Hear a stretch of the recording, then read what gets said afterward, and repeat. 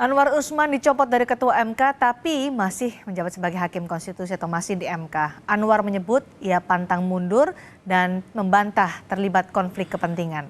Apakah Anwar akan tetap punya pengaruh di antara hakim lainnya? Kami bahas bersama Prof. Susi Dwi Haryanti, pakar hukum tata negara Universitas Padjadjaran. Prof. Susi, terima kasih sudah bergabung di Sapa Indonesia malam hari ini.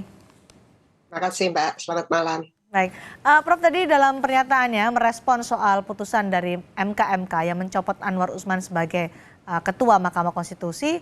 Anwar membantah bahwa ia terlibat konflik kepentingan. Ia menyebut tidak ada sama sekali konflik kepentingan dalam putusan Undang-Undang Pemilu nomor 90. Apa tanggapan Anda soal ini?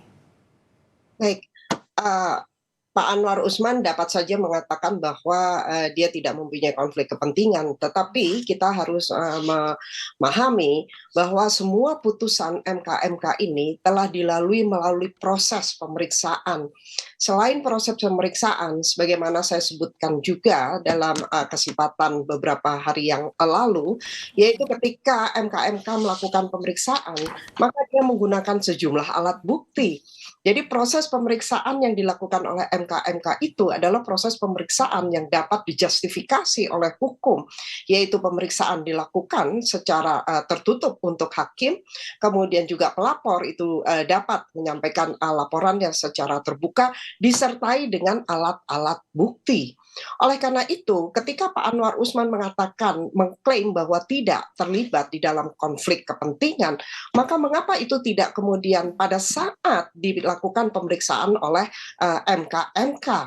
Namun kenapa dinyatakan justru setelah putusan itu turun? Nah, kalau kemudian beliau dinyatakan terbukti melanggar, memang ketentuan sebagaimana disampaikan oleh dissenting opinion Profesor Bintan, kalau Pak Anwar Usman dinyatakan pemberhentian tidak dengan hormat, maka kepadanya memang wajib diberikan kesempatan untuk melakukan pembelaan diri di dalam forum MK banding. Nah, kalau memang beliau akan menggunakan ini, tetapi MK banding itu tetap harus dibentuk terlebih dahulu dengan komposisi yang pasti berbeda. Apakah komposisinya akan sama gitu nanti di dalam ketentuan PMK nomor 1 tahun 2023 apakah akan dilakukan perubahan, dan itu salah satu perintah kan rekomendasi dari putusan MK kemarin.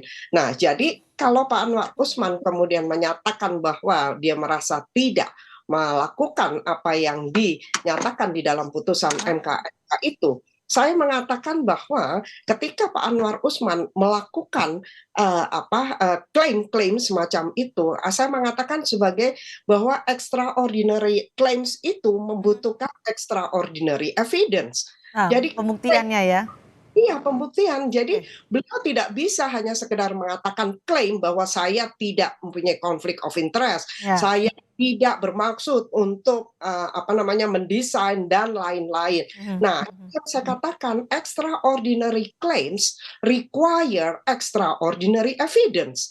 Nah, silahkan Pak Anwar untuk membuktikan klaim yang sudah beliau sampaikan tadi siang. Baik, dalam respons yang disampaikan oleh Anwar Usman menyatakan bahwa saya tetap patuh norma dan asas yang berlaku, dan terkait dengan konflik kepentingan disebutkanlah beberapa putusan dari era kepemimpinan Profesor Jimli, Pak Mahfud MD, kemudian juga Ketua Mahkamah Konstitusi lainnya.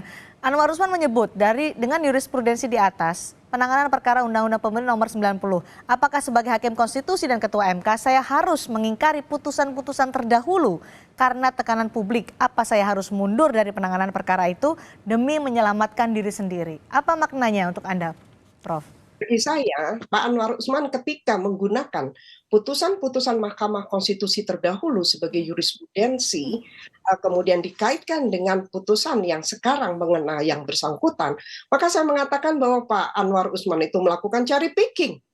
Jadi hanya mengutip putusan-putusan MK terdahulu yang baginya itu menguntungkan dirinya. Mengapa hal semacam itu tidak digunakan juga oleh Pak Anwar Usman ketika memeriksa putusan nomor 90 yang dikatakan bahwa itu adalah biasanya open legal policy? Mengapa itu tidak digunakan? Nah, jadi menggunakan putusan-putusan MK atau jurisprudensi MK hanya untuk kepentingannya diri sendiri, itu adalah sebuah pilihan yang menurut saya itu cherry picking, dan itu tidak dapat dibenarkan secara hukum menurut saya, Oke. gitu. Baik, setelah dicopot menjadi dari Ketua Mahkamah Konstitusi, kan masih ada 8 lagi hakim konstitusi. Lalu bagaimana mekanismenya dengan 8 hakim ketika memutuskan sengketa pemilu nantinya? Karena MK memutuskan Anwar Usman tidak bisa ikut sidang sengketa pemilu, Prof. Susi. Betul. Jadi menurut ketentuan di dalam Undang-Undang MK, minimal putusan itu kan 7, diambil oleh 7 hakim.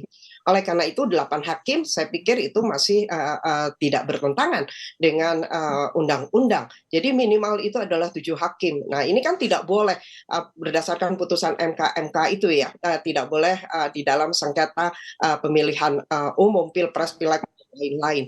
Nah, oleh karena itu 8 itu masih memungkinkan untuk membuat sebuah putusan. Baik, singkat saja terakhir soal pemilihan Ketua MK, menurut Prof. Susi siapa sosok yang pantas menjadi Ketua MK di tengah tantangan pemilu?